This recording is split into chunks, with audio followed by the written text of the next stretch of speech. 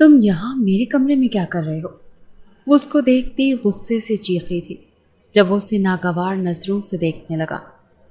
What you mean? تمہارے کمرے میں؟ اس کے یوں حق جتانے پر خاصا تپا، کیونکہ ابھی وہ کسی اور کا کمرہ سوچ کے حق جتا رہی تھی۔ مطلب یہ کہ یہ میرے شوہر کا کمرہ ہے، یعنی میرا کمرہ ہے، تو تم یہاں کیا کر رہے ہو؟ وہ شل ہوتے دماغ کے ساتھ اسے گھورنے لگی، جو نہ جانے کیا چاہ رہا تھا۔ آدھی رات کو میں یہاں تمہارے ساتھ تمہارے ہی شوہر کے کمرے میں، تمہارے ہی شوہر کے فارم ہاؤس میں اور تمہارے ہی شوہر کے لباس میں ہوں۔ خوف آ رہا ہے؟ اس پر طنز کے تیر چلاتا ابرو اچکاتے سوال کرنے لگا۔ جب اس کی بات پر وہ آنکھیں پھاڑے اسے دیکھنے لگی، کیونکہ جو اسے سمجھ آ رہا تھا وہ چاہ کر بھی وہ سمجھنا نہیں چاہ رہی تھی۔ ہمت بھی کیسے کی؟ وہ اس کے گریبان کو پکڑتی بے حد غصے سے بولی تھی، جب اس کی مخروطی ہاتھوں کی انگلیوں کو اپنے گریبان پر محسوس کرتا دل خراش مسکرایا تھا۔ واللہ میری بیوی لگ رہی ہو۔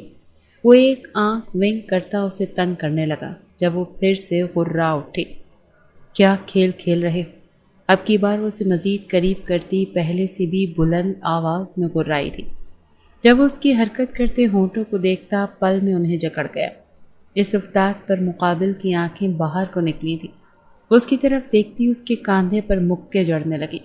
جب وہ مکمل اسے اپنے حصار میں لیتا اس کے لبوں کو بھرپور انداز میں سک کرنے لگا۔ اگنور کیوں کر رہی ہو مجھے؟ وہ جو لیکچر ختم ہونے پہ اپنی جگہ سے اٹھتی باہر جانے والی تھی، اس کے اچانک سامنے آ جانے پر وہ بری طرح سے خود کو اس سے ٹکرانے سے بچا پائی تھی۔ What the? یہ کیا طریقہ ہے؟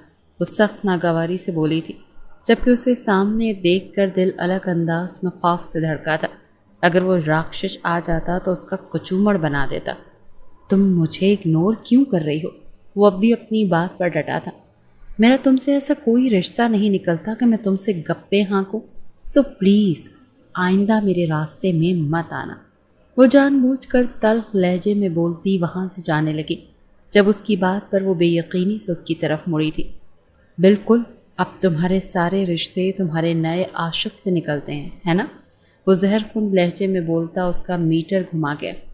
کیا مطلب ہے نئے عاشق سے؟ کیا مراد ہے؟ وہ اس کی سمت آتی کافی اکھڑے لہجے میں بولی تھی۔ وہی مراد ہے جو تم سمجھ رہی ہو۔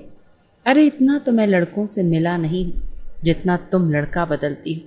وہ اس کی بات پر غصے سے شاید اندھا ہو چکا تھا، تبھی جو منہ میں آ رہا تھا بولتا جا رہا تھا۔ جب اس کی بات سنتے اس نے پاگل ہوتے اس کے چہرے پر تھپڑ جڑ دیا۔ تمہاری ہمت کیسے ہوئی ایسی گھٹیا بکواس کرنے کی؟ اس کو تھپڑ مارتی بے حد غصے سے غرائی تھی۔ اس لڑکے نے اس کے کردار پر وار کیا تھا جسے محسوس کرتے وہ بل بلا اٹھی تھی۔ ملک مینشن میں اس وقت رات کا کھانا کھایا جا رہا تھا۔ ملک ارمغان سربراہی کرسی پر براجمان تھے، جبکہ ملک افتخار دائیں طرف اور ملک جبار بائیں جانب تھے۔ ملکوں کی اس حویلی میں ملک ارمغان کا حکم چلتا تھا اور ان کے بعد ان کی بیوی سائرہ ملک کا۔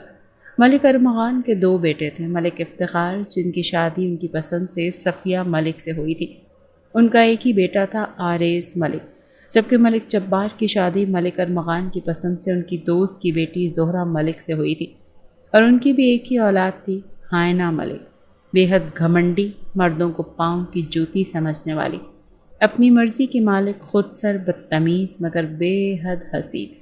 وہ اپنی ایک ادا سے سامنے والے کو خریدنے کا فن رکھتی تھی اور یہی بات اسے مغرور بناتی تھی۔ ہیلو ایوری ون، وہ سب جو کھانے کے ساتھ ساتھ ہلکی پھلکی گپ شپ لگا رہے تھے، ہائنہ کے ہیلو کہنے پر سب کی نگاہ اس کی طرف اٹھی تھی۔ بلیک نائٹ سوٹ میں بکھرے بالوں کے ساتھ وہ بے حد کیوٹ لگ رہی تھی، جبکہ آنکھوں میں نیند کا خمار واضح تھا۔ وعلیکم السلام، وعلیکم السلام، ماشاء اللہ چشم بدو، آج تو سلامیں لی جا رہی۔ آریز ملک جو ابھی اندر آیا تھا اس کے منہ سے ہیلو سنتے جان بوجھ کر وہ سائڈڈ مسکراتا اسے زچ کرنے کے لیے بولا تھا، جب کہیں وہ اپنا مذاق اڑاتے دیکھ ہائنہ کا دل چاہا کہ اس کا دلکش منہ نوچ لے۔ تم پھر سے آ گئے؟ رکھا نہیں تمہاری خیرات پہ پلنے والے دوستوں نے تمہیں؟ اس کو یوں طنزیہ لہجے میں خود پر ہنستے دیکھ کر وہ بھی اپنی زبان کے جوہر دکھاتی ڈائننگ ٹیبل کی طرف بڑھی تھی، جبکہ اس کی بات پر آریز ملک کی مسکراہٹ پل میں سمٹی تھی۔ وہ جسٹ شٹ اپ، جنہیں تم خیرات پر پلنے والا کہہ رہی ہو، ان کے گھر کے ملازم بھی تم سے بہتر حلیے میں ہوتے ہیں۔ اسے اپنے دوستوں پر بات کرتے دیکھ وہ غصے سے غرایا، اور آخر جملہ اسے سر سے پیر تک طنزیہ نظروں سے دیکھ کر بولتا اس کو آگ لگا گیا۔ What do you mean? کیا ہے میرے حلیے کو؟ وہ اس کے تمسخر اڑاتے لہجے پر بے حد بوکھلاہٹ کا شکار ہوتی خود کی طرف دیکھنے لگی۔ کیا وہ بری لگ رہی تھی؟ بے ساختہ سوچتے وہ خود کا ہر طرح سے جائزہ لینے لگی، جبکہ اسے یوں پاگل پن کا دورہ پڑتے دیکھ آریز ملک نے سر جھٹکتے اپنے قدم ڈائننگ ٹیبل کی طرف بڑھائے تھے۔ How are you mom and everyone? What's up guys? وہ ان سب کی آگ اگلتی اور تعصب بھری نظریں خود پر محسوس کرتا، ہونٹوں کو بے چارگی سے لٹکاتا ان کا دھیان بھٹکانے لگا، جبکہ ایک سرسری سی نگاہ اس پر بھی ڈالی تھی جو اب بھی اپنا جائزہ لینے میں ہی مصروف تھی۔ اف، کتنی خود پسند تھی یہ لڑکی! وہ دل میں سوچتا، پھر سے نظریں ان کی جانب کرتا اپنی کرسی سنبھال گیا۔ آ گئی یاد کہ ہم بھی بیٹھے ہیں؟ ارمغان ملک جو کب سے ان کی بک بک سن رہے تھے، ان کے یوں خود کی طرف متوجہ ہونے پر طنزیہ سے لہجے میں بولتے اس کو شرمسار کرنے لگے، جو بے شرمی میں اپنے باپوں یعنی دوستوں کا بھی باپ تھا۔ ان کی کرخت اور طنزیہ آواز پر وہ اپنی مسکراہٹ ضبط کرتا معصومیت سے ان کی طرف دیکھتا، آنکھیں پٹ پٹ آ گیا۔ آپ تو یہاں رہتے ہیں؟ ان کی ناراضگی اور خفگی کے ملے جلے تاثرات دیکھتے آریز ملک نے دل پر ہاتھ رکھتے بے حد دلکشی سے پیچھے کی طرف سر جھکاتے ایک ادا سے بولا تھا۔ اس کی حرکت پر ارمغان ملک زیر لب اسے گالی سے نوازتے اپنے پوتی کی طرف متوجہ ہوئے، جو واقعی پاگل ہو چکی تھی، کیونکہ وہ محترمہ اپنے موبائل کا کیمرہ ٹیبل پر پڑے گلاس کے ساتھ ٹکاتی اس کے سامنے کھڑی ہوتی خود کا ہر زاویے سے جائزہ لے رہی تھی۔ اتنا خود پرست بندہ بھی نہیں ہونا چاہیے، ہائے نا آغا جان! اس کو خود میں بری طرح گم دیکھے آریز ملک نے تعصب سے نفی میں سر ہلاتے اس کو شرم دلاتے آغا جان کی بھی رائے جاننا چاہی۔ جب ان کے جواب پر وہ بری طرح کھانستا ان کو حیرت سے دیکھنے لگا۔ بالکل، اسی لیے تو وہ بندی ہے۔ وہ مزے سے اپنی بات کہتے ایک نظر ہائنہ پر ڈالتے اپنی پلیٹ پر جھک گئے تھے، جبکہ باقی سب بمشکل اپنی مسکراہٹ کا گلا گھونٹتے اپنے کھانے پر جھکے تھے۔ ان کی بات پر آریز ان کو شکوہ کناں نظروں سے دیکھتا اپنا منہ پھلا گیا۔ آغا جان، آپ زیادتی کر جاتے ہیں۔ خیر موم، میرے دوست آ رہے ہیں ایک دو دنوں تک، پلیز کھانے کا ذرا اچھا سا انتظام کروا دیجیے گا۔ وہ پہلے آغا جان سے شکوہ کرتا آخر میں اپنی ماں کو بولا تھا، جو اس کی بات سنتی ابھی کچھ کہنے ہی والی تھی جب ہائنہ کے درمیان میں اپنی ٹانگ اڑائی۔ بس میں نہ کہتی تھی، اس کے دوست خیرات زکوٰۃ پر ہی پلتے ہیں، کبھی کسی کے گھر سے کبھی کسی کے، اور سب سے زیادہ تو ہمارے ہی گھر۔ ویسے مجھے کچھ پوچھنا تھا، کیا تمہارے دوستوں نے بس ہمارے ہی گھر کو خیرات زکوٰۃ کا اڈا سمجھا ہے، یا ہر لمحہ یہی سب کرتے ہیں؟ وہ اس کے منہ سے پھر سے دوستوں کا ذکر سنتی اپنی فکر چھوڑتی کرسی پر بیٹھتی دونوں ہاتھوں کو ٹیبل پر ٹکائے اپنا چہرہ اشتیاق سے وہاں ٹکاتی بے حد ایکسائٹڈ انداز اپناتی اس کو راکھ کر گئی تھی۔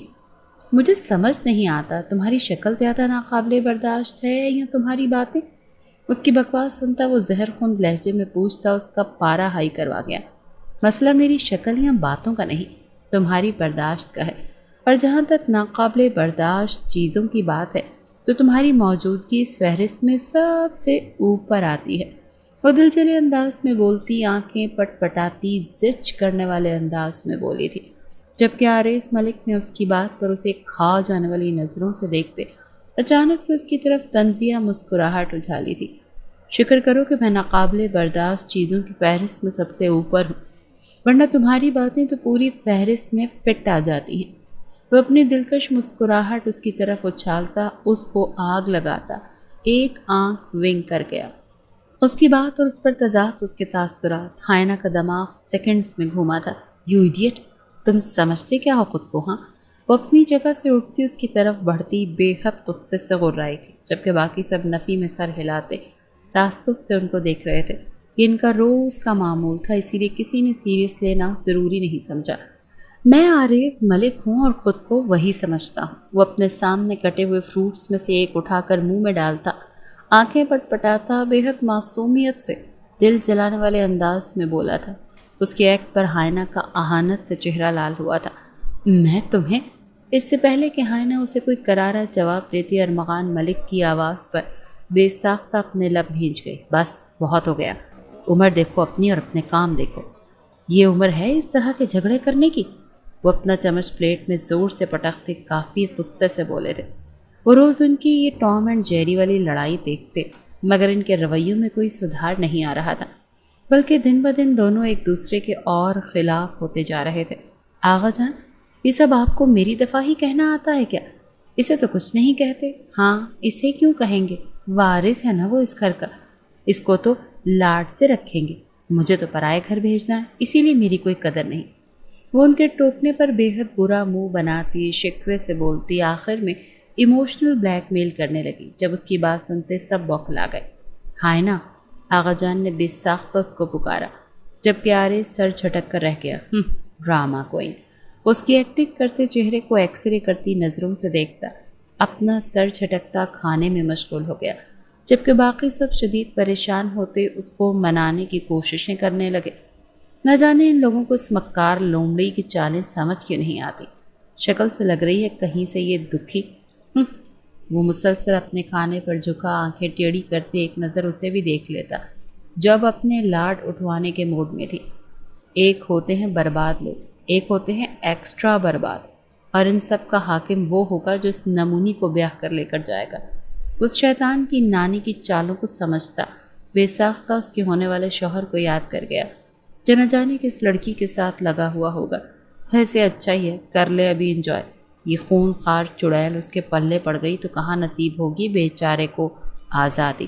وہ نادانستگی میں مسلسل اسی کے بارے میں سوچتا جا رہا تھا جس سے وہ نفرت کا دعوے دار تھا، اور اس بات سے وہ خود بھی بے خبر تھا۔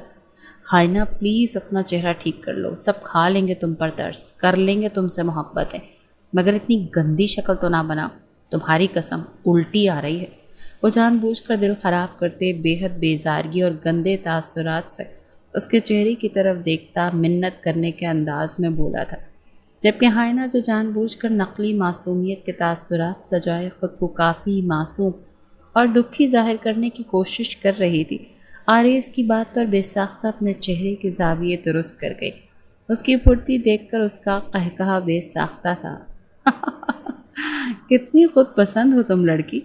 وہ ہنستا ہوا مسلسل نفی میں سر ہلاتا اس پر افسوس کا اظہار کرنے لگا، جسے خود سے ہی بے انتہا محبت تھی۔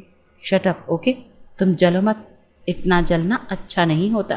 جب اس کی بات کا کوئی جواب نہ بن پڑا تو ناک سے مکھی اڑانے والے انداز میں کہتی، آخر میں سنجیدگی سے نصیحت کر گئی، یہ تو ہو گیا مذاق، اب آگے بولو۔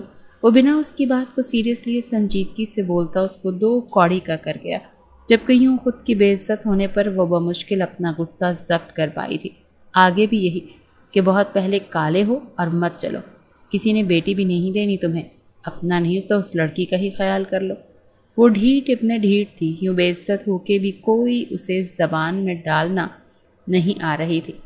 وہ اس بندے سے بے عزت ہو سکتی تھی مگر کبھی خاموش نہیں۔ وہ گردن اکڑا کر بولتی، اس کو خود کی طرف دیکھنے پر مجبور کر گئی۔ ہاں، تم سے ہی تو جلنا ہے میں نے، حسین جو بہت ہو، آخ خخ۔ وہ اس کو گہری نظروں سے دیکھتا، ایک لمحے کو سٹل ہوا تھا اور اگلے ہی لمحے فوراً سے ہوش میں آتا خود پر لعنت بھیجتا، استحضائی انداز میں بولتا، آخر میں دل خراب کرتے سر جھٹک گیا۔ اس کے یوں صاف لفظوں میں انکار کرنے سے ہائنہ اچھا خاصا سلگی تھی۔ اس پر تضاد کہ اس کا یوں الٹی کرنا اس کو بہت، اس کا بس نہیں چل رہا تھا کہ آریز ملک کو پاتال لوگ چھوڑا ہے جہاں سے وہ کبھی واپس نہ آ سکے۔ او کم آن آریز، سچ بول دو اب کہ تم جلتے ہو میرے حسن سے۔ وہ بنا اس کی باتوں کا اثر لیے ازلی بے شرمی اور ادا سے اپنے آگے والے بال نرمی سے پیچھے کی طرف پھینکتی، ابرو اچکاتے بے حد مغرور انداز میں بولی تھی۔ اس کا لہجہ ہی اس کی خود پسندی کی نشانی تھا۔ اگر حسن کا مطلب خود اعتمادی سے بھری خوش فہمی ہے تو تم واقعی بہت حسین ہو۔ اب کی بار آریز نے بھی اس کا دل رکھ لیا تھا۔ ہر بار کی طرح اس کا دل نہیں توڑا تھا، بلکہ اب کی بار وہ بے حد دلکشی سے بولتا اس کو خوش کر گیا تھا، جبکہ اس کے لفظوں کے چناؤ پہ ہائنہ کا دل کیا کہ اسے شوٹ کر دے۔ آخر کیا کھا کر پیدا کیا تھا اس گینڈے کو تائیانی نے؟ وہ اس کے پھولے مسلس دیکھتے اسے ایک گینڈے کا لقب دیتی بے حد بیزاریت سے سوچنے لگی۔ پوچھ بھی لیتی مگر باپ دادا کا لحاظ کر گئی۔ ماما، اس سے پہلے وہ اپنی ماں سے لاڈ کرتی، ان کو اپنی طرف کرتی، انہوں نے اسے فوراً سے پیچھے کیا۔ کتوں بلوں جیسی لڑائی کر کے اب تمہیں مما یاد آ گئی؟ نکلو یہاں سے فوراً، ورنہ میں تمہیں چھوڑوں گی نہیں ہائنا۔ وہ انگلی اٹھا کر وارن کرتی، اسے سخت گھوریوں سے نوازتے۔ کافی غصے سے بولی تھی۔ جی مما بہتر، وہ آریز کو ہاتھ کے اشارے سے بعد میں بدلہ لینے کا کہتے سکون سے کرسی پر بیٹھتی، بے حد فرما بردار بچوں کی طرح معصومیت سے آنکھیں اور سر جھکاتی اس بات میں سر ہلا گئی کیونکہ اس کی ماں جس خراب موڈ میں تھی کوئی بھروسہ نہیں تھا کہ وہ اسے جوتا مار دیتی، اور اس وقت آریز کے سامنے وہ اپنی بے عزتی کروانے کے موڈ میں تو بالکل بھی نہیں تھی، جبکہ آریز نے بمشکل اپنا قہقہہ ضبط کیا تھا۔ اسلام آباد کی راتیں کچھ خاص تھیں، کچھ منفرد، کچھ الگ سے۔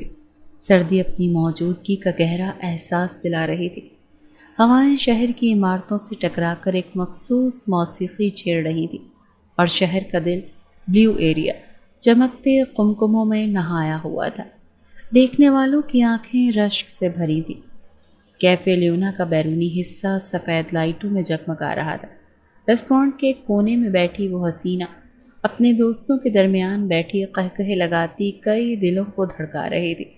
اس کی ہنسی میں غرور تھا، ایک ادا، ایک نزاکت۔ اس کی ہنسی میں وہ بے فکری تھی جو کسی کو بے چین کر سکتی تھی۔ وہ جینز اور سفید شرٹ میں ملبوس تھی، لمبے بال آبشار کی مانند کمر پر کھلے چھوڑ رکھے تھے، جبکہ چہرہ دمک رہا تھا جیسے چاندنی زمین پر اتری ہو۔ یار ہائنا، تمہاری باتیں اتنی دلکش ہیں کہ ایک لمحے کو میرا دل اپنی جگہ سے بغاوت کرتا تمہارے قدموں میں گر جاتا ہے۔ منہ پر ہاتھ رکھتی ہنستی جا رہی تھی۔ آہت کی بات پر ایک لمحے کو چونکی، مگر اگلے ہی پل اس کا جاندار قہقہہ اس کی جگہ زینت بن گیا۔ اس کے قہقہے میں غرور واضح تھا۔ بس کرو آہت، میں ان باتوں سے شرما دیتی ہوں۔ وہ چمکتی آنکھوں میں شرارت بھرتی اسے ٹوکنے لگی۔ انداز میں ہمیشہ کی طرح غرور بھرا تھا، لیکن وہ بے خبر تھی کہ اس کی کھنکتی ہنسی سے کچھ فاصلے پر بیٹھا ایک شخص لمحہ ب لمحہ سلگ رہا ہے۔ ریسٹورانٹ کے دوسری سائڈ ٹیبل پر بیٹھا آریز ملک، جو زائرین کے بے حد منتوں کے بعد اسے کھانا کھلانے یہاں لایا تھا، اس کے قہقہوں پر بمشکل خود پر ضبط کیے بیٹھا تھا۔ اس نے ابھی تک اس کی ڈریسنگ نہیں دیکھی تھی۔ زائرین کی نظریں موبائل پر جمی تھی، مگر آریز اس کی نگاہیں صرف ایک چہرے پر تھیں۔ وہ آگ اگلتی نظروں سے اسے نگل جانے کے در پہ تھا۔ چہرے پر سختی بے تحاشا تھی، اس کی آنکھوں میں وہ شعلے بھڑک رہے تھے جو ہر اس لمحے کو جلا دینے کے لیے کافی تھے جس میں ہائنا موجود تھی۔ اس وقت اس لباس میں ان لوگوں کے ساتھ یہ لڑکی ہمیشہ میرا پارا ہائی کر دیتی ہے۔ وہ دانت پیستے بولتا، اپنے منہ پر ہاتھ پھیرتا خود کو نارمل کرنے کی کوشش کر رہا تھا۔ کیا ہوا؟ اس کی بڑبڑاہٹ پر زائرین نے نظر اٹھائی۔ یوں اکیلا اکیلا کیا بول رہا ہے وہ؟ اب کی بار نتھنگ، وہ ناسمجھی سے اس کی طرف دیکھتا استفسار کر گیا۔ ضبط کھوتے وہ کرسی پیچھے سرکاتا بے حد غصے سے اٹھا تھا۔ زائرین نے حیرت اور سوالیہ نظروں سے اسے دیکھا، مگر وہ تو جیسے کسی اور ہی دنیا میں جا چکا تھا۔ اس کے قدم جیسے خود بخود اٹھ رہے تھے۔ نظریں بس ایک ہستی قہقہے لگاتی لڑکی پر جمی تھی جو دنیا و مافیا سے بے خبر اپنی باتوں میں مگن تھی۔ کیا تمہیں ذرا بھی شرم آتی؟ ایک سخت کرخت آواز نے ریسٹورانٹ کے ہنگامے کو لمحے بھر کے لیے خاموش کر دیا۔ وہ بے حد چلبلا تھا، مگر اپنے گھر کی عزت کے بارے میں بے حد حساس۔ وہ جو ایزا کی بات پر آہت سے ہائے فائے کرتی اس کے کاندھے پر گرنے ہی والی تھی، مقابل کی کرخت سرد آواز اور اپنے کاندھے پر رکھے جانے والے اس کے ہاتھ پہ ٹھٹکی تھی۔ وہ پہچان گئی تھی کہ آنے والا کون ہے۔ ایک پل کے لیے دل سکڑا، مگر اگلے ہی پل وہ نارمل ہو گئی تھی۔ یہ کیا بدتمیزی ہے؟ وہ بے حد غصے سے بولتی خود کا بھرم قائم رکھنے لگی۔ بدتمیزی؟ وہ میں کر رہا ہوں یا وہ جو تم کر رہی ہو؟ یہ وقت ہے گھر سے باہر رہنے کا؟ یہ لباس، یہ مرد؟ اس کا لہجہ خنجر کی مانند تھا جو ہائنا کے دل میں آنا اور نفرت کی دیوار اور مضبوط کر گیا تھا۔ اس کی آنکھوں میں غصے کی لہر دوڑ گئی۔ تم کون ہوتے ہو مجھ سے سوال کرنے والے؟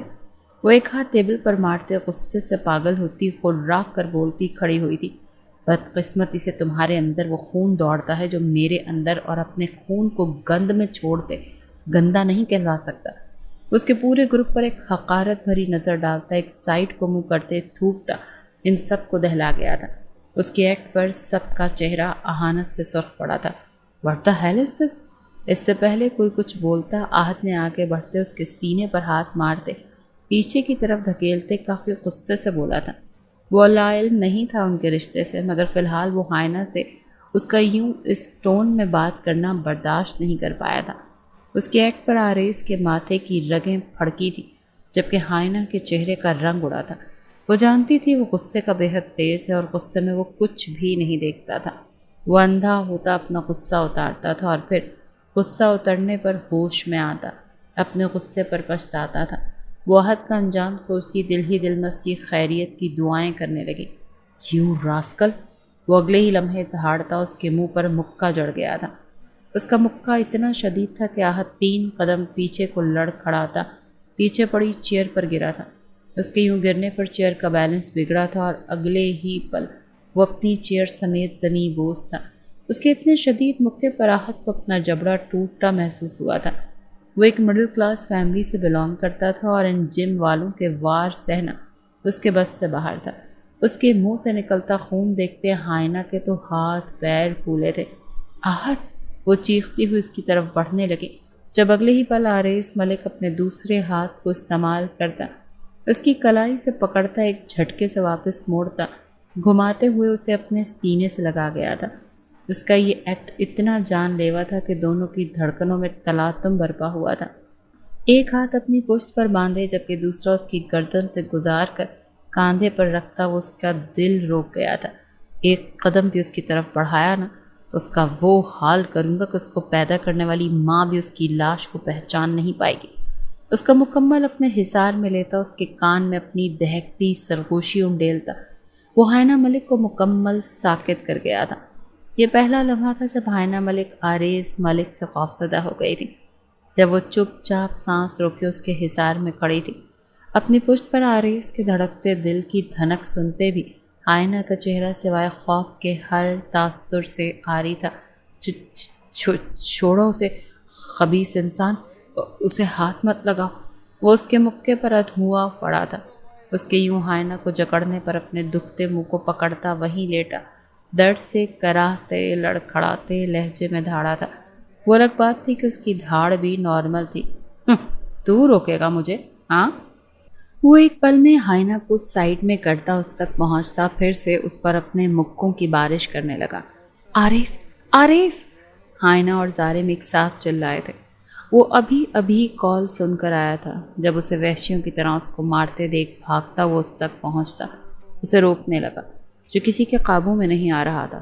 "چھوڑو مجھے، یہ روکے گا مجھے؟ ہاں یہ روکے گا؟ روک کے دکھا، روکنا ہے نا تجھے، چل روک۔ وہ در بے در اس کے منہ پر مکے جڑتا، بے تحاشا سفاکیت دکھاتا پاگل ہوا تھا۔ اس کا پاگل پن، اس کا جنون، وہ سب کو ڈرا گیا تھا۔ ظالم کے ہاتھ پیر پھولے، ارد گرد کے تمام لوگ سہمے ہوئے تھے، کوئی قریب آ کر روکنے کی ہمت نہیں کر رہا تھا۔ وہ اس وقت حد درجہ خوفناک لگ رہا تھا۔ ماتھے پر بکھرے بال جو بار بار ہلنے کی وجہ سے حرکت کر رہے تھے، گلے میں پہنی چین لٹکتے ہوئے ہزاروں دل توڑ رہی تھی۔ "بھائی کچھ کریں، اسے رکتے نہ دیکھ." حائنہ روتی ہوئی ظالم سے بولی تھی، وہ جو اسے ظالم بھی تمیز سے نہیں بلاتی تھی۔ صورتحال کو مد نظر رکھتے اسے بھائی کہہ رہی تھی، جس کے چہرے پر اس کے بھائی کہنے سے دلکش مسکراہٹ چھائی تھی۔ وہ اس کا ڈر سمجھتا اپنی مسکراہٹ ضبط کر گیا۔ اسے یوں روکتے دیکھ وہ ساری بات سمجھ گیا، اور اب وہ کمینوں کی طرح مسکراتا اسے روکنے کے بجائے کرسی پر ڈھہ کر اس کے فارغ ہونے کا انتظار کرنے لگا۔ اس کے یوں سینے سے لگنے پر ظالم مسکراہٹ ضبط کرتا، اوہ کے انداز میں ہونٹ گول کرتا، ارد گرد دیکھنے لگا۔ جب سب کو تماشائی بنے دیکھ اس نے سب کو گھورا تھا۔ "چلو، یہاں ڈرامہ لگا ہے کیا؟ منہ اٹھا کر دیکھ رہے ہو؟ اور تم اٹھاؤ اسے اور کسی کلینک لے جاؤ۔ اسپتال لے کر گئے تو تمہاری ٹانگیں بھی توڑ کر دونوں کے ہاتھ ایک ہی بیڈ پر لٹکا کر ٹریٹمنٹ دوں گا۔ وہ ان سب کو تماشائی بنے دیکھ انہیں گھور کر کہتا، آخر میں ایک دبلے پتلے لڑکے کی طرف دیکھتا مخاطب ہوا تھا جو خود بھی کافی سہما ہوا تھا۔ یوں اچانک ظالم کے بلانے پر وہ ڈرتے ہوئے اس کی طرف بڑھنے لگا۔ جب آریز ملک کی سخت آواز اس کا خون نچوڑ گئی تھی، "ظالم!" اس لڑکے کی دیکھ بھال تم خود کرو گے، اور ایسی کرنا کہ یہ یاد رکھے کہ کسی کے درمیان میں بولنے والا کیسے انجام کو پہنچتا ہے۔ وہ جو ہائنا کے گلے لگانے پر ساکت تھا، اپنے سینے پر اس کی چھوٹی چھوٹی ہچکیاں محسوس کرتا، اپنے ہاتھوں کو فولڈ کرتا، اپنے بازوں کے حصار کو اس کی کمر کے گرد باندھتا، اسے مزید خود میں بھیجتا آنکھیں موند گیا۔ ایک سکون تھا جو اس لڑکی کے گلے لگنے سے خود میں اترتا محسوس ہوا تھا۔ وہ پل میں اس کا غصہ ہوا ہو گیا تھا۔ وہ اپنے ہاتھوں کو اس سے دور کرتا، اپنے بازوں میں اس کو بھیجتا، اس کے کاندھوں میں منہ چھپاتا، ظالم کو وارن کرتے اسے کوڈ ورڈ میں سمجھانے لگا جو اس کی بات پر سرخم کرتا، مسکراہٹ ضبط کرنے لگا تھا۔ کچھ پل اسے محسوس کرنے کے بعد اس کو پیچھے ہٹاتا، ویٹر سے پانی کی بوتل لیتا، اپنے دونوں ہاتھوں کو اچھے سے صاف کرتا، اس کے آنسو صاف کرتے، اس کے بالوں کو سمیٹتا، ہاتھوں کی مدد سے انہیں سلجھاتا، ظالم کو ایک اشارہ کرتے باہر کی طرف بڑھاتا، جبکہ وہ بالکل ساکت سہمے دل سے اس کے پیچھے چلتی چلی جا رہی تھی۔ اس کے ہاتھ میں تھمی اپنی کلائی دیکھتے وہ یکٹک اپنے ہاتھ کو دیکھتی جا رہی تھی، جیسے وہ ایک حق سے تھامے جا رہا تھا، مگر وہ کچھ کہہ نہیں سکتی تھی۔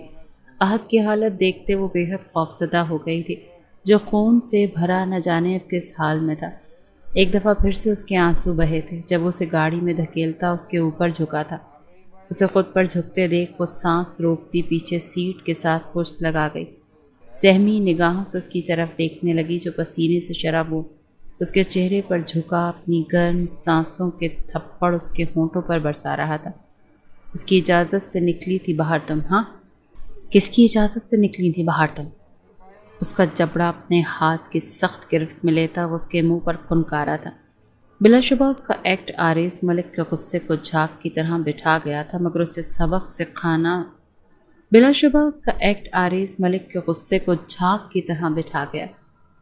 سبق سکھانا بھی ضروری تھا۔ تبھی دوبارہ اس کے پاس جھکتا اسے اپنی وحشت سے ڈرانے لگا۔ میں مما سے پوچھ کر۔ اس کے پھنکارنے پر وہ دونوں ہاتھوں کو منہ پر رکھتی، ہلکی سی چیخ مارتی پیچھے سیٹ میں گھستی، لڑکھڑاتی اپنی بات مکمل کرنے کی کوشش کر رہی تھی، مگر اس کی سرخ آنکھیں اس کے ضبط کو توڑ گئی تھیں۔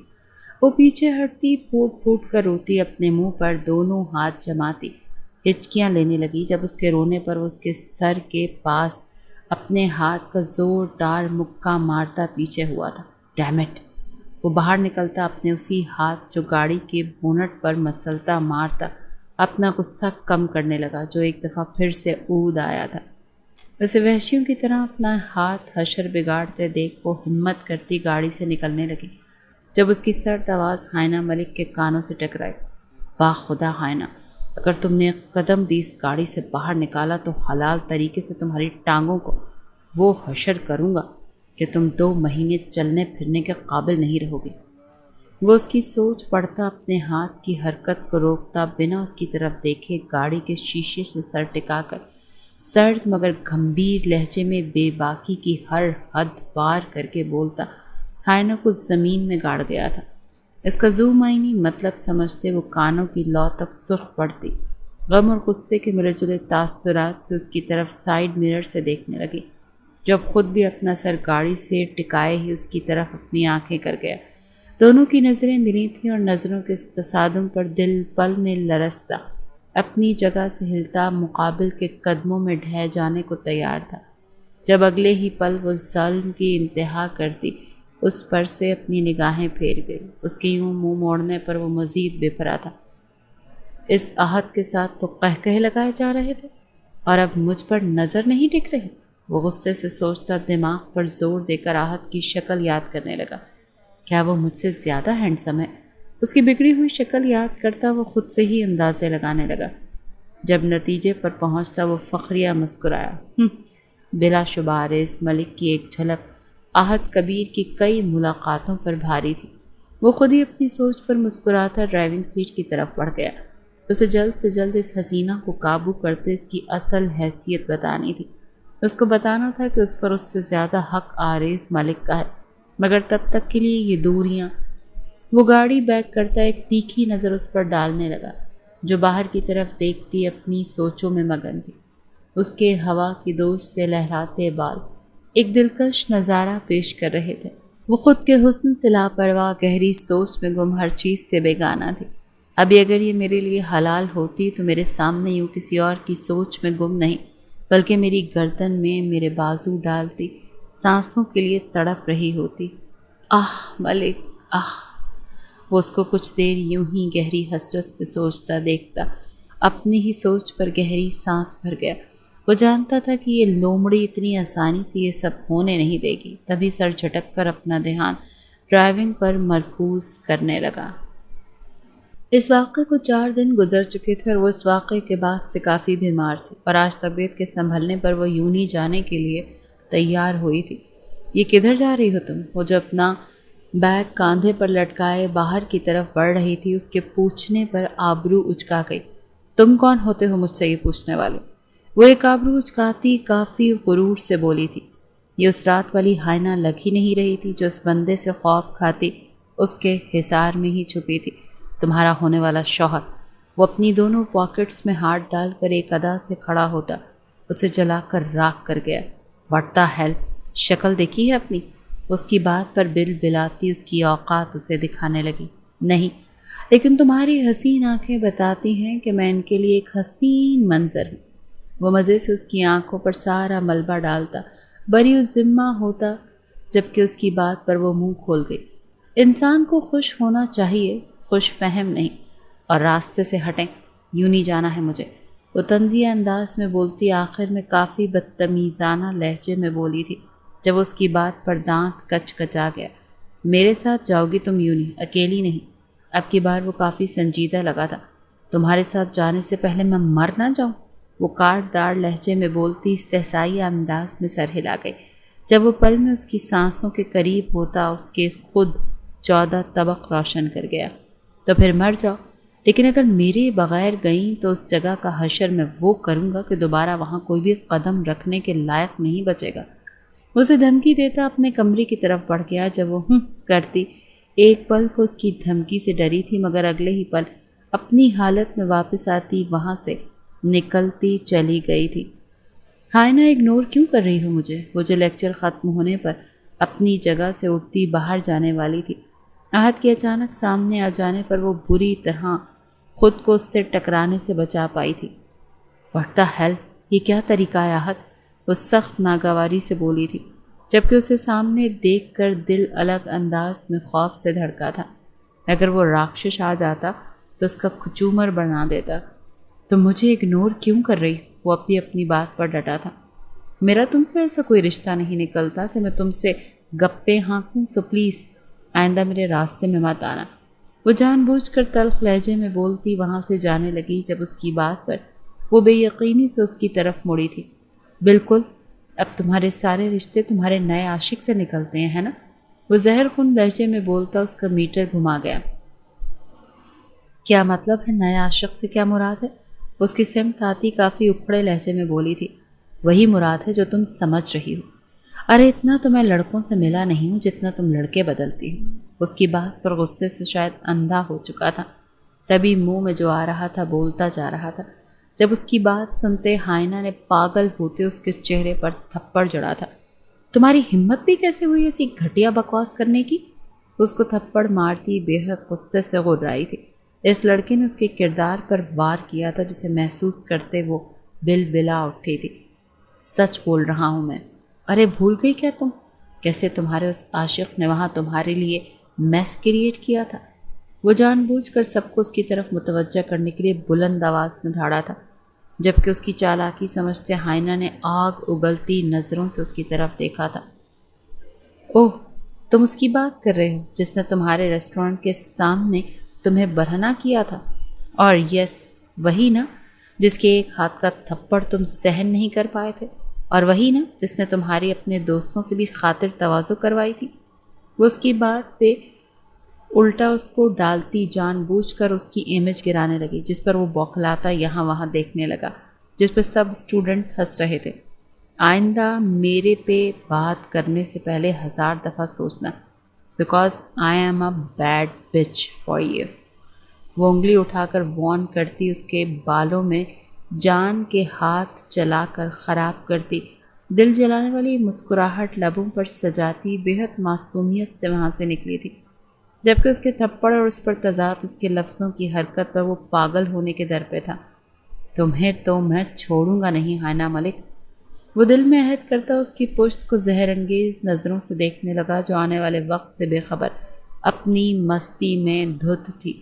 آج اتوار کا دن تھا اور معمول کے مطابق وہ سوئی ہوئی تھی جب اسے نیچے سے کافی شور کی آواز آئی۔ ابھی وہ نیند میں تھی جب اس کے کمرے کا دروازہ کسی نے دھڑا دھڑ کھٹکھٹایا تھا۔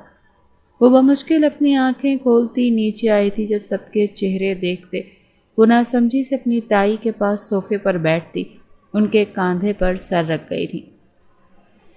تایانی کیا ہوا؟ وہ نیند میں بے حد لاڈ سے ان سے پوچھتی اپنی آنکھیں موند گئی جب وہ جھٹکے سے اس کا سر اپنے کاندھے سے ہٹا گئی۔ ان کے یوں کرنے پر وہ حیران ہوتی اپنی آنکھیں کھول گئیں۔ یہ کیا ہے ہائنا ملک؟ اس سے پہلے وہ کچھ سمجھتی اپنے بابا کی بلند آواز پر اس سہمے ہوئے اپنی جگہ سے اٹھی تھی۔ وہ گھر کی لاڈلی تھی اور اس کے ساتھ کبھی کسی نے اسے ایسے لہجے میں بات نہیں کی تھی۔ ان کے اشارے پر اس کی نظر ٹیبل پر رکھی تصویروں پر پڑی، جسے دیکھتے ہی اس کی آنکھیں حیرت سے باہر کو ابلنے پر تھیں۔ ان تصویروں میں وہ آہت کے بہت قریب گھٹیا لباس میں ملبوس اس کے حصار میں کھڑی تھی۔ ان کی نزدیکی بتا رہی تھی کہ وہ دونوں کسی گہرے رشتے میں بندھے ہیں، جبکہ ہائنا پھٹی پھٹی آنکھوں سے ان تصویروں کو دیکھتی خود کو بے جان محسوس کر رہی تھی۔ یہ میں نہیں ہوں، وہ نفی میں سر ہلاتی لڑکھڑاہٹ زدہ لہجے میں بولتی ان سب کو خود سے بدظن کر گئی۔ آپ احد کو جانتی ہیں کہ نہیں؟ آغا جان کی گھمبیر آواز پر وہ ہچکی لیتی انہیں کچھ بولنے ہی والی تھی جب وہ اسے ٹوک گئے۔ جانتی ہیں یا نہیں؟ وہ ایک ایک لفظ پر زور دیتے پوچھنے لگے جب وہ روتی ہوئی ان کی طرف دیکھتی جا رہی تھی۔ ہائنا، ہاں یا نہ؟ اس کے آنسو دیکھ کر پگھل رہے تھے مگر پگھلنا نہیں چاہتے تھے، تبھی بری طرح چلاتے اس کو چیخنے پر مجبور کر گئے۔ ہاں، وہ روتے ہوئے ہاں میں سر ہلا گئی۔ جب اس کی بات سنتے پیچھے پڑے صوفے پر ڈھہ گئے تھے، جسے اندر داخل ہوتے آریس نے بڑے غور سے دیکھا تھا۔ وہ سرعت سے ان تک پہنچتا ان کے قریب ہو گیا۔ آغا جان، وہ بری طرح بوکھلاتے ان کے قدموں میں گھٹنوں کے بل بیٹھتا سب کی طرف سوالیہ نظروں سے دیکھنے لگا جب اس کی نظر روتی ہوئی ہائنا اور خواتین کے شرمندہ تاثرات والے چہروں پر پڑی۔ کیا ہوا ہے؟ وہ سب کی طرف ایک نظر دیکھتا اپنی ماں سے پوچھنے لگا، جو نظریں چراتی یہاں وہاں دیکھنے لگی۔ چچی جان، کیا ہوا ہے؟ اپنی ماں کو نظریں پھیرتے دیکھ وہ اپنی چچی سے پوچھنے لگا، جو اس کی بات پر اپنے آنسوؤں کو پیتی اپنا سر جھکا گئیں۔ وہ گاڈ سیک یار، کیا ہوا ہے؟ کیوں رو رہی ہو تم؟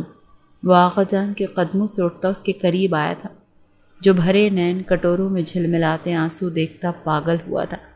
جب وہ بنا کچھ بولے ٹیبل کی طرف اشارہ کر گئی، اس کے یوں اشارہ کرنے پر اس نے گردن موڑ کر ٹیبل کو دیکھا، جب وہاں رکھی تصویروں پر حویلی کی چھت اس پر آن گری تھی۔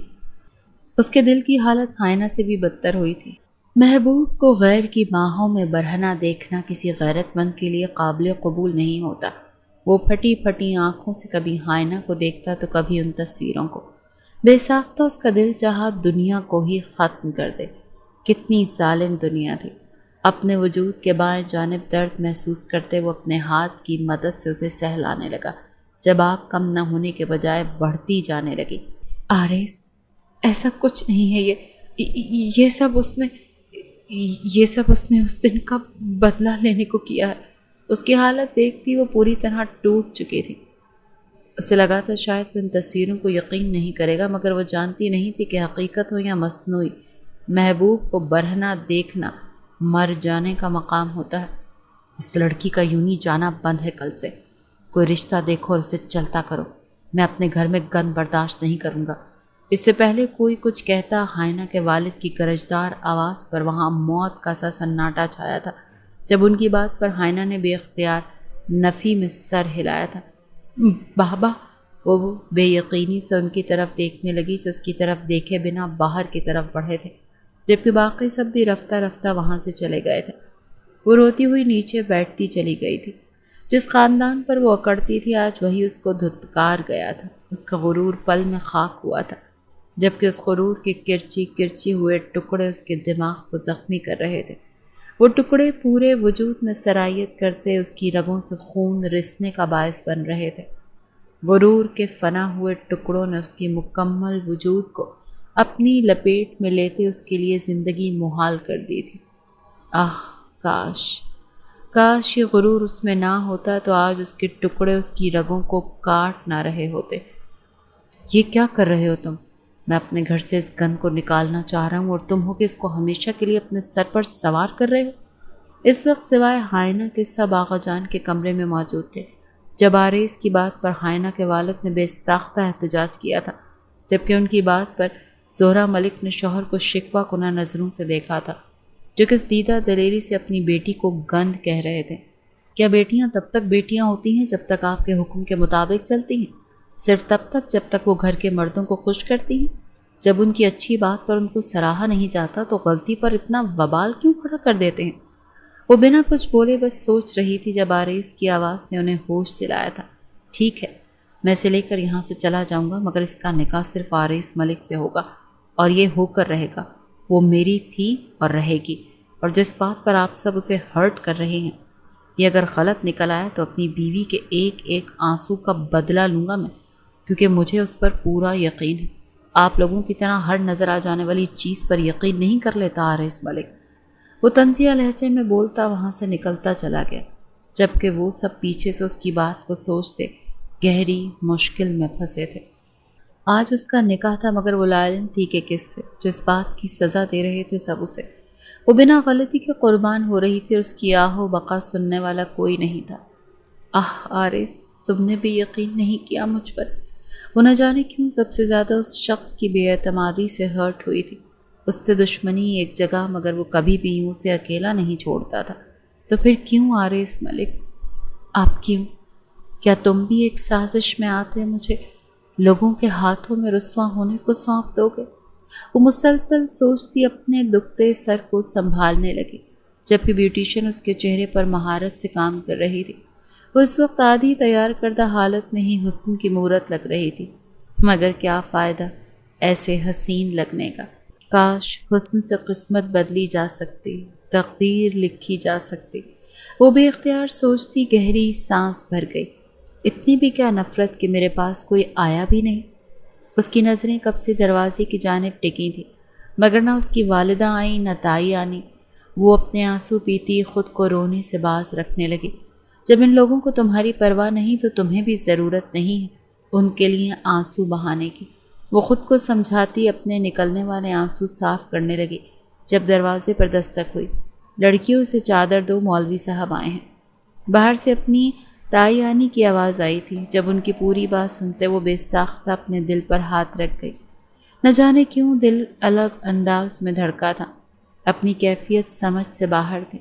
وہ خوف زدہ تھی، مگر وہ خوف زدہ نہیں تھی، عجیب کشمکش میں مبتلا۔ وہ کب نکاح کے پیپرز پر سائن کر گئی اسے کچھ علم نہیں تھا، جبکہ نکاح کے بعد سب کی چھیڑ خانی پر وہ سنجیدہ تاثرات سجائے بیٹھی رہی۔ زندگی کا نیا سفر شروع ہوا تھا، مگر کسی کی محبت، کسی کا پیار اس کے ساتھ نہیں تھا۔ آج تو آریز بھی نہیں تھا۔ اس شخص کا خیال آتے آنکھیں پھر سے نم ہونے کو بیتاب تھیں۔ اسے باہر نہیں بٹھایا گیا تھا، بلکہ اسے کمرے سے سیدھا گاڑی تک لائے تھے، اور اس دوران کوئی ایک بھی اس سے نہیں ملا تھا، نہ اس نے خواہش کی تھی۔ نہ جانے کیوں ان لوگوں کی بے رخی پر وہ اپنا دل ختم کر چکی تھی۔ اسے فرق نہیں پڑ رہا تھا، مگر اندر کہیں ایک خلش باقی تھی۔ وہ گھونگھٹ میں تھی، مگر وہ جانتی تھی کہ اس کی ماں اور تائی اس کے ساتھ کھڑی ہیں، مگر اس سے ملی نہیں۔ پھر بھی وہ خود پر قابو پاتی خاموش رہی۔ وہ گاڑی میں بیٹھنے والی تھی جب آریز کا خیال آتے آنسو پلکوں سے گرے تھے۔ وہ نہیں جانتی تھی کہ یہ صحیح ہے یا نہیں، مگر وہ اپنے نئے نویلے شوہر کا بازو ہلاتی اس کو وہ کہہ گئی تھی جو اس کے شوہر کے ساتھ ساتھ سب کو جھٹکا دے گیا تھا۔ آریز کو بلوا دیں پلیز، وہ منت کرنے والے انداز میں بولی تھی، جبکہ دولہا بنے آریز نے حیرت سے اس کی طرف دیکھا۔ تو کیا وہ نہیں جانتی تھی کہ اس کا نکاح کس سے ہوا ہے؟ یہ سوچ آتے ہی اس کے دماغ میں شعلے بھڑکے تھے۔ اس نے مڑتے غضبناک آنکھوں سے اپنی ماں کی طرف دیکھا تھا، جو نظریں چراتی یہاں وہاں دیکھنے لگی، مگر فی الحال وہ ان کو نظر انداز کرتا متجسس ہوا تھا کہ وہ کیا کہنا چاہتی ہے اس سے۔ تبھی وہ تھوڑی سی حرکت کرتا دوسری طرف سے آتا اس کے پیچھے کھڑا ہو گیا۔ بولو، اپنے پیچھے اس کی آواز سنتے وہ پلٹنے والی تھی جب وہ اسے ٹوک گیا، بغیر پلٹے بولو۔ وہ اس کی بات پر دھیان دیے بنا اس کی طرف مڑتی اس کے گلے سے لگی تھی، جبکہ اس کے یوں گلے لگنے پر اس کی آنکھیں حیرت سے باہر کو اگنی تھیں۔ سب کا خیال رکھنا، لیکن تم سے نہ جانے کیوں شکوہ رہے گا، تم تو میرا یقین کرتے، وہ سرگوشی میں کہتی فوراً سے الگ ہوتی گاڑی میں بیٹھ گئی، جبکہ آریز ملک اس کی حرکت اور بات دونوں پر ساکت کھڑا تھا۔ سب پہ ایک شکوہ کو نہ نظر ڈالتا وہ بھی گاڑی میں بیٹھتا روانہ ہوا تھا۔ آغا جان کی بات پر اس نے فی الوقت اپنے فارم ہاؤس جانے کا سوچا تھا۔ اس کے بعد وہ نیا گھر خریدنا چاہتا تھا، مگر ابھی وقت کم تھا، تبھی وہ اسی لیے یہاں آیا تھا۔ آہت لاپتہ تھا، وہ ہر جگہ اسے تلاش کروا رہا تھا، مگر نہ جانے اسے زمین کھا گئی یا آسمان نکل گیا۔ وہ اسے سامنے لا کر ہائنہ کی بے گناہی ثابت کرنا چاہتا تھا، مگر وہ اسے مل ہی نہیں رہا تھا۔ فارم ہاؤس پر پہنچتے وہ اسے اترنے میں مدد دیتا اندر کمرے کی طرف بڑھا۔ وہ جانتا تھا کہ وہ اس کے ساتھ ایک کمرے میں نہیں رہے گی، تبھی وہ باقی سب کمرے لاک کروا چکا تھا۔ اپنے کمرے میں لا کر اسے چھوڑتے وہ صوفے پر بیٹھ گیا، جبکہ وہ کمرے کے بیچوں بیچ کھڑی سوچ رہی تھی کہ اب کیا کرے اور اس کا شوہر کدھر گیا۔ مزید 5 منٹ میں جب اسے مزید کوئی ہلچل محسوس نہ ہوئی تو وہ تسلی کرتی اپنا گھونگھٹ اٹھا گئی۔ جب اسے سامنے دیکھتے وہ ساکت ہوئی تھی۔ تم؟ وہ بولی نہیں تھی، چیخی تھی۔ جب اس کی چیخ سنتے وہ کانوں پر ہاتھ رکھ گیا۔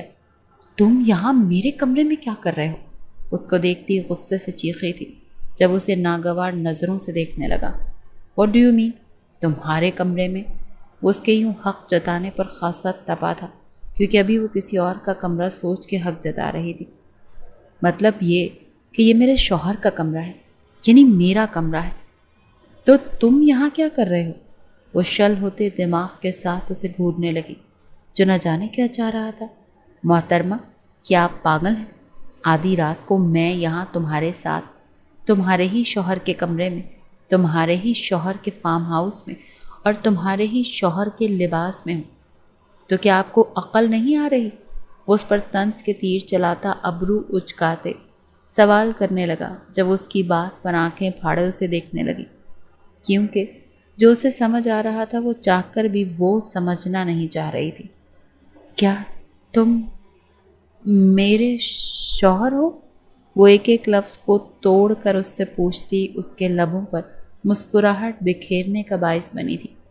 یہ ہوئی نا بات، میری دور کی صحبت میں ہی اتنی جلدی عقل آ گئی، قریب آؤں گا تو کیا ہوگا؟ وہ جان بوجھ کر معنی خیز انداز میں بولا تھا جب اسے زہر اگلتی نظروں سے دیکھتی اس کے قریب ہوئی تھی۔ ہمت بھی کیسے ہوئی مجھ سے شادی کرنے کی؟ اس کے گریبان کو پکڑتی بے حد غصے سے بولی تھی۔ جب اس کی مخروطی ہاتھوں کی انگلیوں کو اپنے گریبان پر محسوس کرتا دل خراش مسکرایا تھا۔ واللہ میری بیوی لگ رہی ہو۔ وہ ایک آنکھ ونک کرتا اسے تنگ کرنے لگا جب وہ پھر سے غرائی۔ کیا کھیل کھیل رہے ہو آریز ملک؟ اب کی بار وہ اسے مزید قریب کرتی پہلے سے بھی بلند آواز میں غرائی تھی۔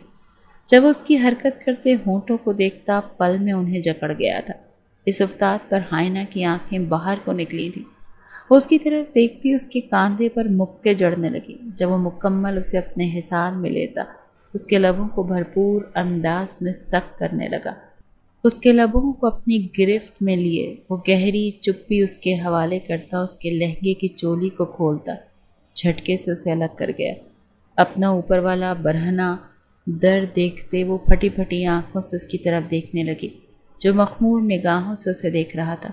تم گھٹیا انسان! وہ خود کو چھپاتی غصے سے چیختی۔ اس کی آنکھیں نوچنے پر تھی جب وہ ہنستے ہوئے اس کے ہاتھوں کو قابو کر گیا۔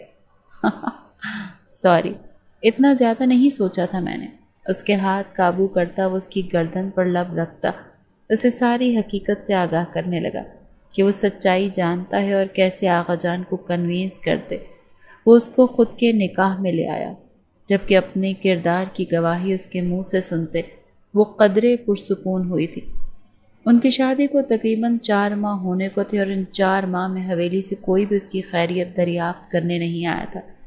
شروع میں وہ بور ہو جاتی تھی، اس کے پاس کرنے کو کچھ نہیں ہوتا تھا، تبھی اس کی بوریت کو دیکھتے آریز اس کی لاکھ منتیں کرنے کے بعد اسے یونی جانے پر کنوینس کیا تھا، جس پر وہ مشکل ہی سے مانی تھی۔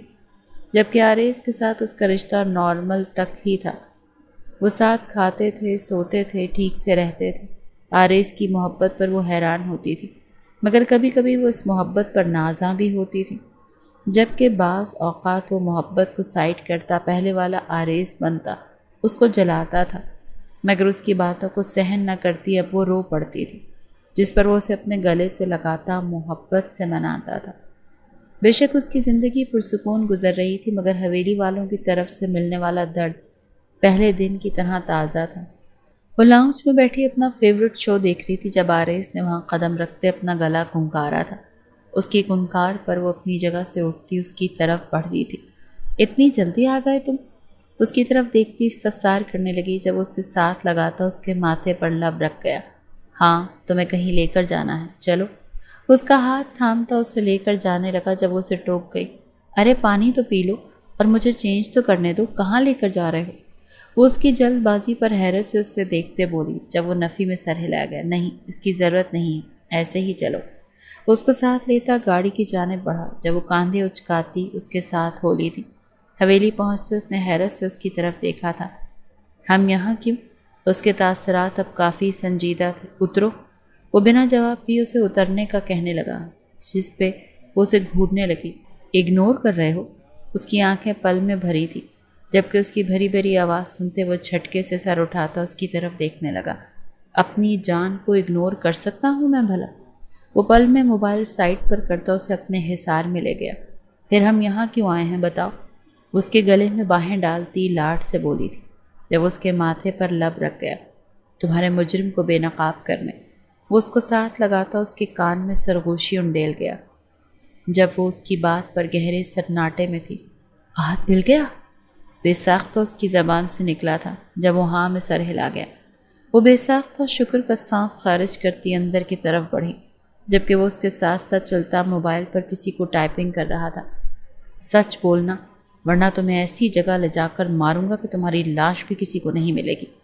اسے خوفزدہ حالت سے کھڑے دیکھ آریز ملک نے چیختے ہوئے اس کو تاکید کی تھی، جس پر وہ اپنی جگہ سے اچھلتا بری طرح سے ڈرا تھا۔ ہائنہ نہیں۔ اس سے پہلے وہ بات مکمل کرتا، آریز کا پڑنے والا تھپڑ اسے زمین بوس کر گیا تھا۔ نام لیے بغیر بات کر۔ اس پر جھکتا بری طرح غرایا تھا جب وہ اپنے سن ہوتے دماغ کے ساتھ اس سنکی کو دیکھ رہا تھا۔ تمہاری بیوی خود میرے قریب۔ اس سے پہلے وہ پھر سے کوئی بکواس کرتا، آریز اس کو گردن سے پکڑتا پاس پڑے صوفے میں اس کا سر مارتا۔ اس کا سر وہیں دھسا گیا۔ صرف سچ سننا ہے مجھے۔ اس کے ہاتھ کو مروڑتا وہ اس کی چیخیں بلند کروا گیا جب آغا جان نے اسے ٹوکا تھا، بس کرو اور کتنا ظلم کرو گے؟ وہ بے بسی سے بولے تھے۔ ہائنہ والے حادثے نے انہیں مکمل لاچار کر دیا تھا۔ میری بیوی کے بے قصور ہوتے ہوئے بھی اس پر یہ ظلم کرتے آپ لوگوں کو رحم نہیں آ رہا تھا؟ مجھ سے اس کے مجرم کے قصوروار ہوتے ہوئے رحم کی امید کیوں رکھ رہے ہیں؟ وہ اس پر جھکا ہی غرایا تھا، جبکہ اس کی غراہٹ پوری حویلی میں گونجی تھی۔ میں بتاتا ہوں۔ پھر سے ہاتھ اٹھاتے دیکھ وہ ہاتھ کھڑا کر گیا، اور پھر ہائنہ کے ساتھ کی گئی زیادتی وہ لفظ بلفظ بتا گیا کہ کیسے اس سے تھپڑ کا بدلہ لینے کے لیے اس نے ان تصاویر کا استعمال کیا تھا، جسے سنتے ہی سب حیرت کے سمندر میں غوطہ ہو گئے تھے۔ لے جاؤ اسے، اور کتوں کے لیے بھی اسے باہر نہ نکالنا، پوری زندگی جیل میں سڑنا چاہیے یہ۔ اور وہ اس کے چپ ہوتے ہی اسے اپنے دوستوں کے حوالے کرتا، اپنی جگہ سے کھڑا ہوتا، روتی ہوئی ہائنہ کو اپنے ساتھ لگا گیا، جبکہ ہاتھ ابھی بھی اس کو لگائے نہیں تھے۔ ہائنہ اسے ساتھ لگائے چپ کروا رہا تھا جب آغا جان کی آواز پر دونوں ان کی طرف متوجہ ہوئے۔ مجھے معاف کر دو بیٹا۔ اس کے آگے اپنے ہاتھ جوڑ گئے جب وہ نفی میں سر ہلاتی ان کی طرف بڑھی۔ آپ میرے بڑے ہیں، میرے سر پر ہاتھ رکھتے اچھے لگتے ہیں۔ وہ ان کے گلے سے لگتی روتے ہوئے انہیں شرمندگی سے نکالنے لگی جب انہوں نے اسے خود میں بھیجتے اپنی آنکھوں میں آئے آنسو بہنے دیے تھے، جبکہ آریز اپنی بیوی کی اتنی دیدہ دلیری پر خوش ہوا تھا۔ وہ مغرور ابھی بھی تھی، مگر پہلے سے قدرے کم۔ ہمارے بارے میں کیا خیال ہے؟ ان دونوں دادا پوتی کو آپس میں مصروف دیکھتے ہائنہ کے والد نے گلا کھنکارا تھا جب وہ سنجیدہ ہوئی۔ یہ تو آپ بتائیں، گند کے بارے میں کیا خیال ہے؟ وہ انہی کی بات انہیں لوٹانے لگی جب وہ سب اس کی بات پہ تڑپے تھے۔ ان کے یوں تڑپ محسوس کرتے وہ ہلکا سا ہنسی تھی۔ میرے بارے میں سن کے برا لگ رہا ہے؟ مجھے بھی لگا تھا ویسے، مگر خیر، ہر انسان کی زندگی میں آزمائش تو آتی ہے۔ اللہ کا شکر ہے کہ میں اپنی آزمائش میں کامیاب ہوئی۔ وہ کاندھے اچکار کر بولتی آریز کی طرف بڑھ گئی تھی۔ چلیں، وہ اس سے پوچھنے لگی جب وہ نفی میں سر ہلا گئے۔ میرے لیے سب کو معاف کر دو، وہ اس کی ریکویسٹ کرنے لگا جب وہ بے ساختہ سر ہلا گئی۔ میں کون ہوتی ہوں معاف کرنے والی؟ یہ سب میرے بڑے ہیں، میرے چاہنے والے ہیں، میں ان سے محبت کرتی ہوں، مگر مجھے نہیں لگتا کہ میں انہیں پہلے کی جیسے ٹریٹ کر سکوں گی۔ وہ صاف گوئی سے بولی تھی، جس پہ سب کی آنکھوں میں اذیت ابھری۔ بیٹا، اپنی ماں کو بھی معاف نہیں کرو گی؟ اپنی ماں کی بھری آواز پر وہ مڑی تھی۔ جب ان سب کی آنکھوں میں آنسو دیکھتے وہ حیران ہوئی تھی۔ رو رہے ہو؟ وہ ان سے پوچھتی اچانک سے قہقہ لگا گئی، مگر ان سب کو سنجیدہ دیکھتے وہ بھی سنجیدہ ہوئی تھی۔ اوکے، میں سب کو معاف کر دوں گی، لیکن پرومس کریں سب کہ آئندہ اگر ایسا کچھ ہوا تو آپ اپنی پرورش پر ہی یقین رکھیں گے، نہ کہ باہر کے لوگوں کے لفظوں اور چیزوں پر۔ وہ ان سے وعدہ لینے لگی، جس پر وہ سب ایک دفعہ پھر سے شرمندہ ہوتے سر ہلا گئے۔ وعدہ، سب نے یک آواز میں کہا تھا، جسے سنتی وہ ایک ساتھ سب کے گلے لگی تھی، جبکہ چہرے پر سکون مسکراہٹ تھی۔ اس کی کھلکھلاہٹیں سنتے، ہاتھ دھوتے آریز نے بے ساختہ آسمان کی طرف دیکھتے اللہ کا شکر ادا کیا تھا، جو اس کی بیوی کے چہرے کی رونق واپس آئی تھی اور اس کا کردار سب کے سامنے۔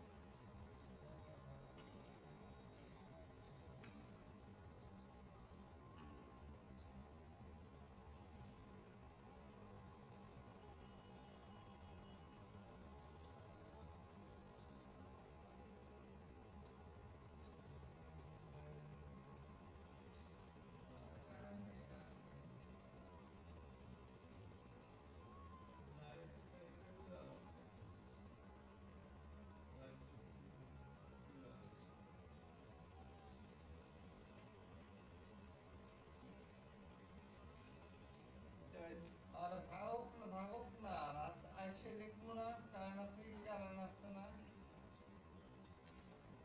যদি না চলে দেখতে দেখতে